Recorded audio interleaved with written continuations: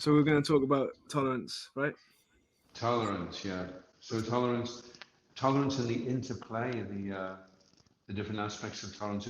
If tolerance was a bag and you opened it up, then you'd find patience in there, forgiveness, compassion, love, all these qualities that are interdependent, and one can act as a catalyst for others.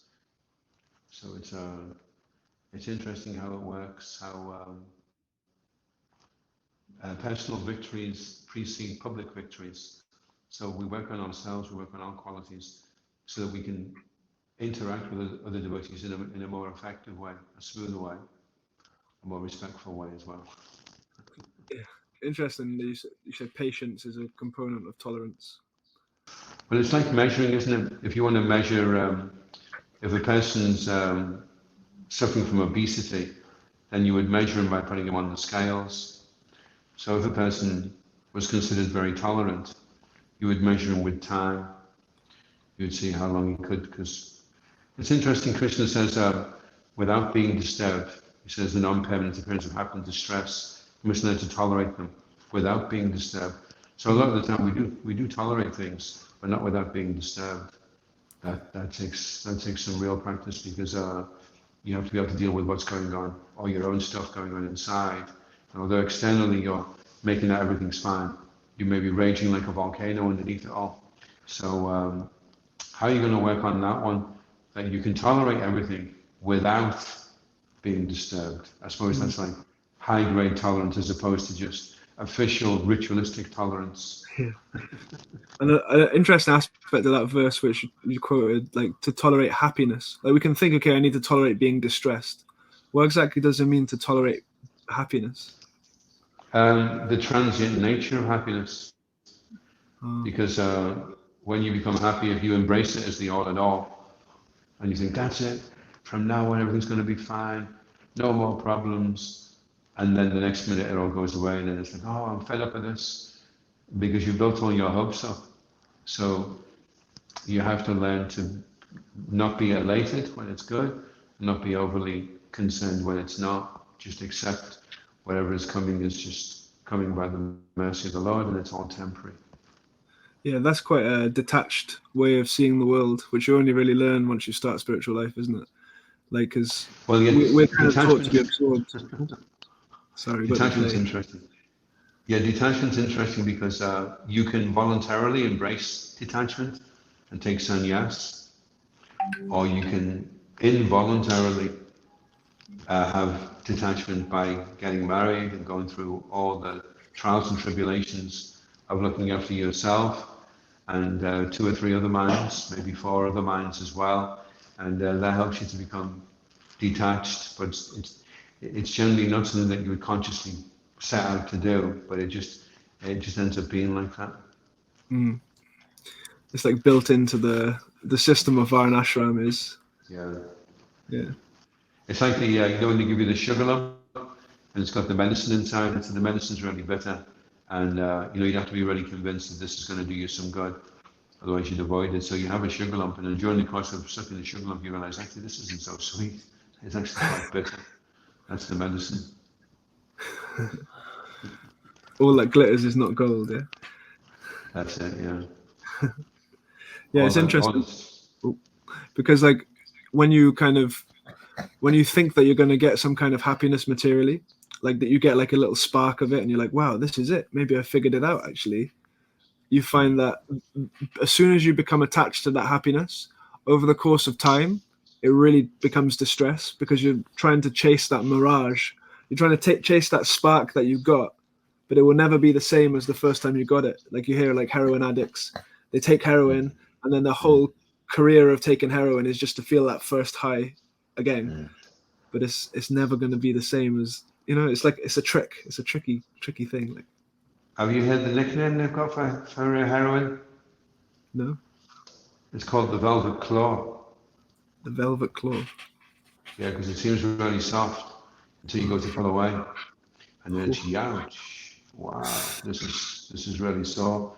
So everything's smooth and fine. Everything's like velvet, golden brown, never a frown with golden brown. Everything's great until you stop taking it, and then it's not so much fun anymore. Yeah, and that's like an extreme example, but even like subtle material enjoyment is like that. Like it's the spectrum. We're just addicted to material enjoyment, right?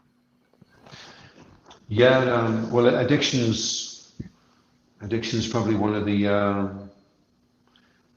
real major obstacles, isn't it, to developing patience, because it's almost out of your control. You know, you're trying to be patient, and then you're just having a meltdown because you need a fix, and whatever it is that you're trying to tolerate, the ability to do that will depend on how free you are from your addiction, you know. So we shouldn't be expecting overnight success. We should realize this is going to take a while to get this out of our system.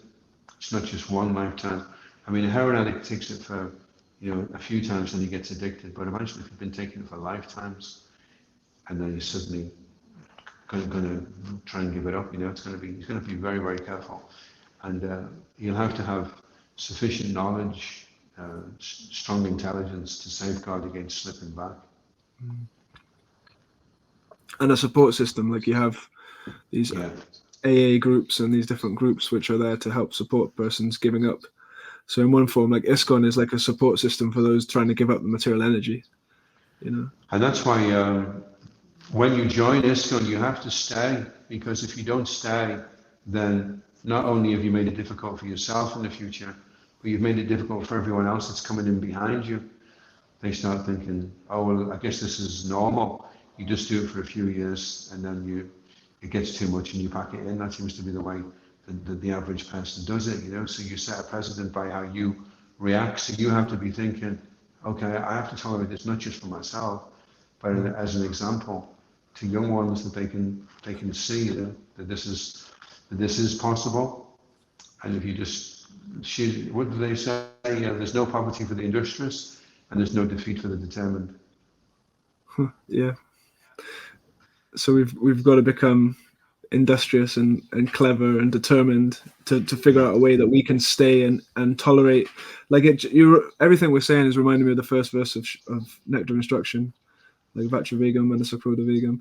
Like if you can tolerate all of these different urges, then you're qualified to make disciples. You become a leader, and people will follow your example, like that, isn't it? Yeah. And part of the course I'm experiencing is that you have to go through infamy as well as fame. It just happens. The material energy just throws it at you as a reaction to your past life. And there's an interesting book by Satyanandan Swami, I can't remember what it's called, but he says the theme of the book is that every time he was in difficulty, he got down on his hands and knees and he prayed, please let me see what it is I'm supposed to learn from this situation. And he said it was the fastest way he got free from all the different difficult situations he was in. One was where the person was really blaspheming him. It was all untrue. He was spreading all these stories about him, and it really upset him, and he didn't want to go into a public fight with the person. He was just thinking, I wish this person would stop. And then he was praying like anything, and then the person just came knocking on his door in tears and said, I'm so sorry, everything I've been saying is a lie. Please forgive me.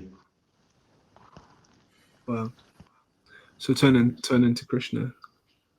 Yeah.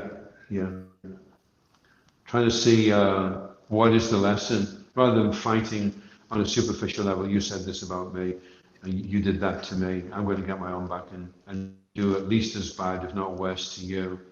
Well, that's not really. This is seeing why that had to happen and what the lesson was you were supposed to learn. Yeah, it's not always easy. Like how do you develop a prayerful mood like that? How do you? Because for me, it's certainly not habitual. Like it's not something I'm used to. Like, well, the thing about developing, if you've ever done your own photographs, you know that there's a certain amount of time that the image has to stay in the bath, and then you gradually see it start to take shape, and it has to be in for that exact amount of time. So the thing about developing things is you need to be patient, and you need to know the time as well, how long you need to be patient for. So that's why the sambandha is very important. That you understand the process and you understand the length of time it's going to take in the process as well. So sambandha meaning like knowledge of spiritual, like higher knowledge.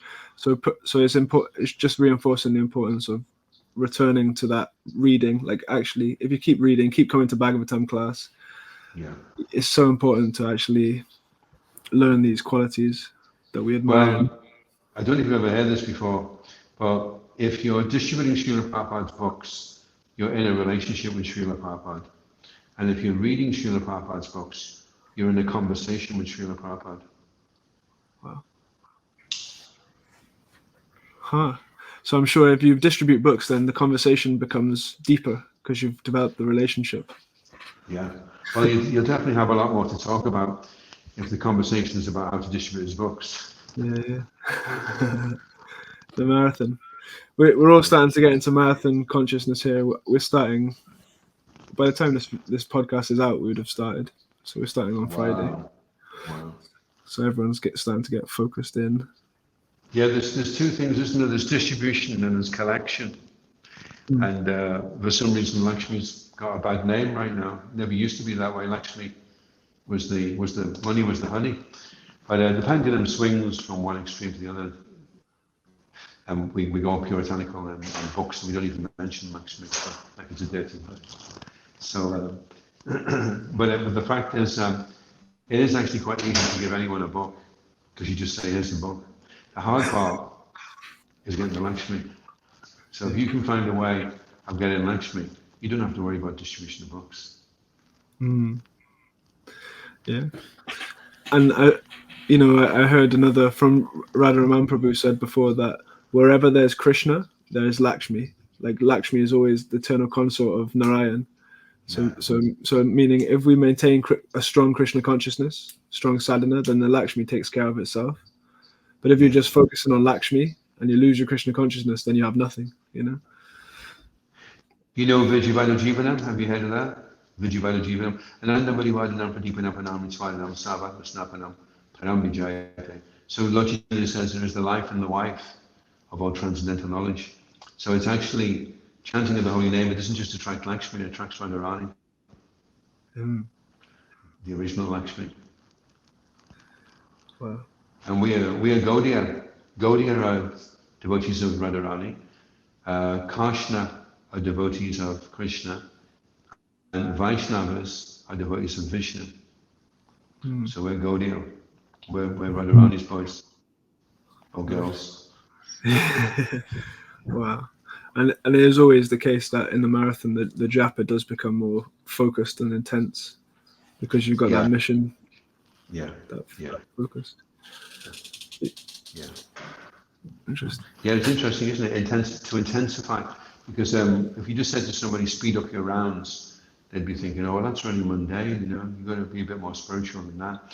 But if you say intensify your rounds, but you generally find if your rounds are intense, they'll also be fast. In fact, you'll find that if your rounds are intense, when you put the bead bag down, everything is a lot faster. Getting out, taking prasadam, brushing your teeth, everything's faster. Because you're doing it with more focus rather than just splayed out, thinking the three things at the same time, and not really sure when you're going to do this, and just kind of pottering around. Outside of the marathon is usually when we potter around, and then marathon is your chance to purchase Krishna for a year. You say to Krishna, look, I'm going to go all out this month.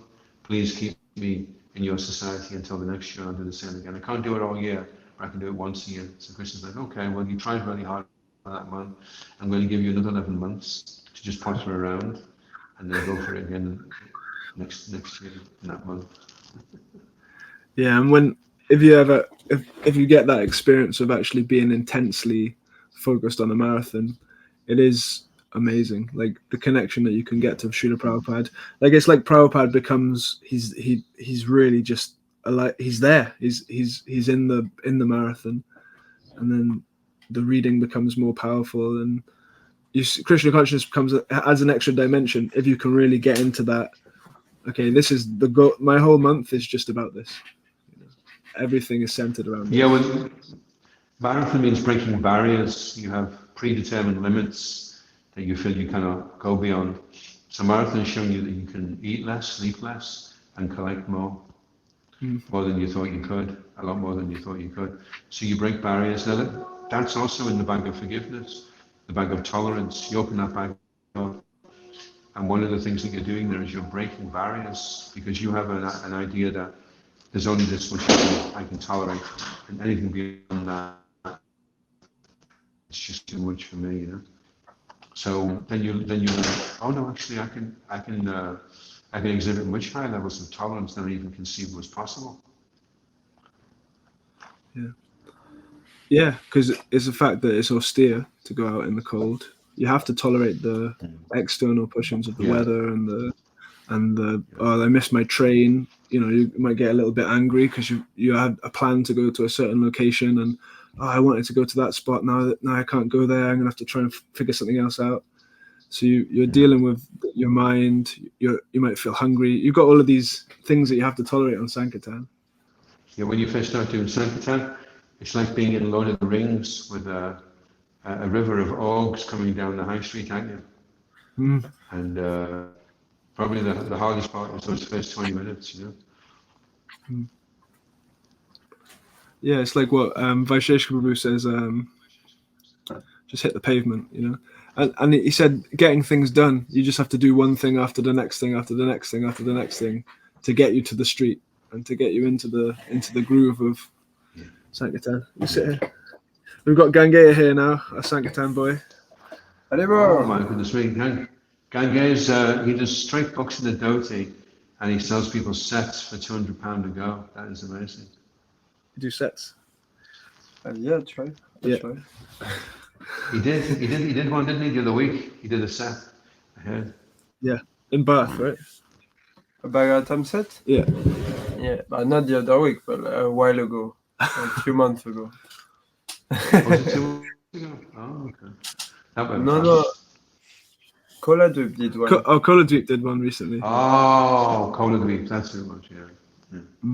Yeah, that's right, yeah. He did one, what, was that just a couple of weeks ago? Yeah, three weeks ago, 4 weeks ago maybe now. Yeah, something like that. Yeah. So what we're hoping, when we do the Sankirtan Festival this year, anything far out that takes place, or it doesn't have to be during the marathon, but it would be more, but whatever anyway, we want to share it so that people that have never been out on Sankirtan, they hear the story and they think, I've got to go and try this, I'm missing out on so much nectar here, you know? Yeah. We've got to try and capture those golden gems and actually show them to people. Yeah. There's so much stuff that happens. Yeah. And you kind of, if you don't write it down or share it, you forget that even happened. Okay, do you know what we were talking about? We talked about the marathon, because I can cut this straight in as if nothing ever happened. Yeah. I can't think right now. It'll come back to me, I'm sure. But another thing that caught my attention was what we're looking at here is how to practice Krishna consciousness proactively. It's a general strategy that we can apply. People outside, the guy that does the 7 habits, they've stumbled across this, that you have to decide on what it is you want to be, independent of what's going on around you. You know, that not that I can be tolerant as long as this takes place and that takes place, but if it doesn't, then I can't be tolerant. And you have all your excuses already worked out for why you're not going to surrender. Interesting. So the idea of like really working on yourself and sculpting yourself into the ideal person that can react to every situation in the correct way according to scripture, like actually working on ourselves personally, like proactive. And you know, practice is an interesting thing, because with practice, it's like if you're learning to fire a bow and arrow, then for the first few months you don't hit the balls very often, because you're practicing right now, so you don't let that put you off, because at least you know now, you know what it is you're trying to do. You know this is what you're trying to hit. So that's good. At least you're going to get there eventually. And now you've got to be patient and tolerant. You've got to tolerate your lack of skill, your lack of experience, and let that build up. You know, that's part of the learning process that you have to make. What do they say? They say good judgment comes by experience. And experience, good judgment comes from experience, and experience comes from bad judgment. Nice. Okay, and it links to what we spoke about on the very end of last week's episode about humility, and you're saying how the crushing, like humility is a very crushing experience. Yeah. When your ego gets crushed. I mean, to stay in the fire and continue to tolerate that crushing feeling, that takes an awful lot of tolerance. Like it is quite tough to feel. Yeah, it's like being in a vice and you can't wiggle away. Yeah, well, you've got two alternatives. One is you can delay it and prolong it. It's like going through a mulberry bush. If you go through the mulberry bush, you can go through backwards really, really slowly, being pulled by your toes, just a millimeter at a time, and it'll be a slow, excruciating process.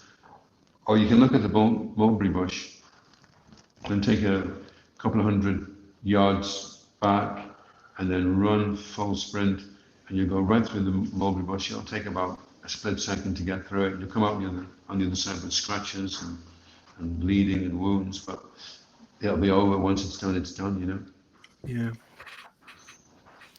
And those wounds you look back on and appreciate as being something that helped, you know. Well, they say a Kshatriya is considered more beautiful by how many scars he has. Yeah. So when Kshatriyas get together and say, look at this, I picked this one up in Kurukshetra and this one here. Like, oh, that is so cool, you know. There's something to that. I remember when I used to play rugby and you just get like stud marks all down your back and get really beaten up, and you in the change rooms after, you just be like, oh, look at this, boys. Like there's a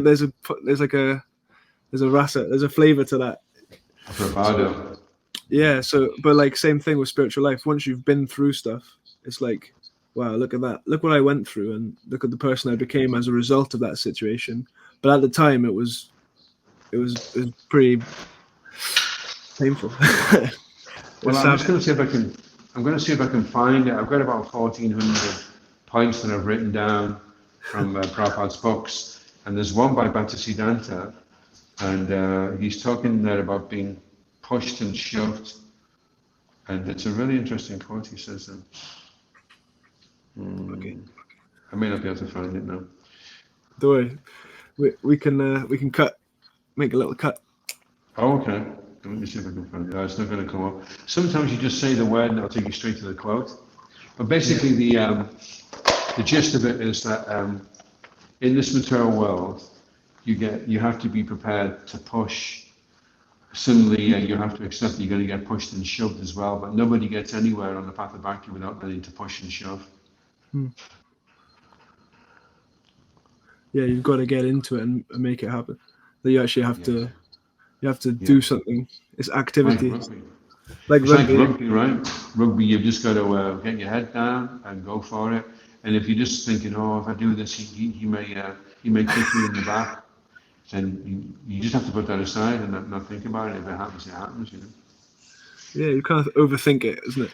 I remember when I first went to the Radharaman temple in Vrindavan, like it was literally a rugby scrum, but they were all like Indian ladies, like, and they were like pulling me and like grabbing me and pulling me out the way, and I had all these Indian ladies, their toenails were like digging into my feet, and it was a proper scrum, just because Radharaman is a tiny deity, and it's like everyone's just trying to get close to see him. But it's proper scrum. I got into it though. I was just like trying to get. I was trying to get to the front. You know what I mean?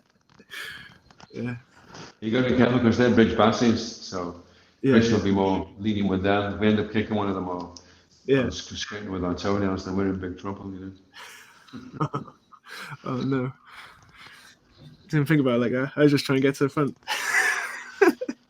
No, I'm not keen on going to the Dham in festival days because of that. I like to go when it's quiet, when there's not many around, you know. Everything's a lot more sane and peaceful. Mm-hmm. Cool. Okay. So yeah, that's what I wanted to ask about the Vachra Vegam and the Sakroda Vegam. Like to tolerate these urges, like you could just isolate tolerating the urge to speak. I don't know if you have any advice on, you know, like when we have like stuff come up, like we want to say something mean, or we have this like everyone has this urge to speak, especially if you like I used to work in a factory, and the whole goal was to try and like smash other people, like with banter. So it's like I have this natural inbuilt ability just to like snap on someone. So like, how do you actually tolerate that? Like, how do you actually deal with that? How do you tolerate yourself wanting to do it, or how do you tolerate other people doing it to you? No, I guess myself, like, I'm trying to figure out where tolerance comes into it, because I always thought you have to change that about yourself. Like, so I'm not going to speak like that anymore. But it seems like we actually have to tolerate that urge. Is it you tolerate the urge to speak and at the same time don't speak? Well, there's that verse in the Gita, isn't it? Param vijayate, param trispande vartate, that by experiencing a higher taste, even though there's still a taste for these things, there's still a tendency to want to be like that. The challenge is, can you pursue a higher taste? Can you experience a higher level of satisfaction and fulfillment? And if you can, then you can tolerate these lower ones. So that's the challenge. Can you do that? If you can get the param dristva, the higher experience, then the navartate will be easy to take place. It'll be easy to let go of something if you grab something which is better. But if you've not managed to grab something which is better and all you've got is a lower taste, then it's going to be a lot harder to let that go. Interesting. I think it also falls into that category of being proactive and understanding your, like, to if you understand your nature, understand that you have this urge to speak which isn't positive, or you have this angry nature that isn't positive, you can see it coming up from a more detached perspective, and then you can kind of tolerate that urge and not act on it, because like what you said, you've got a higher taste and it's not going to help if you act on that lower platform. Yeah, there's param yoga, evam param yoga. It's 11th canto or the 12th canto, it refers to the supreme yoga process. It's like training a headstrong horse. You first let the horse go off and then gradually bring onto the desired path. Suddenly the supreme yoga process is whereby you carefully observe the desires and the movements of the mind and gradually bring them under full control. Because if you just pull the reins, the horse will freak out and it'll just flick you off its back. So you have to let the horse wander off and just kind of gradually coax it back onto the path so that it doesn't get too alarmed, So the patience has to be there and the tolerance has to be there, and you have to be focused on what the goal is, so that even when you go off the path, you know which way you're going to have to pull the reins to bring it back onto the path. Interesting. I think that, so for that, you really need to cultivate a mode of goodness to actually be able to see yourself, isn't it? Like to see, because you said you have to carefully observe the mind and the pushings and the pullings. Like, if you're not in a mode of goodness, you won't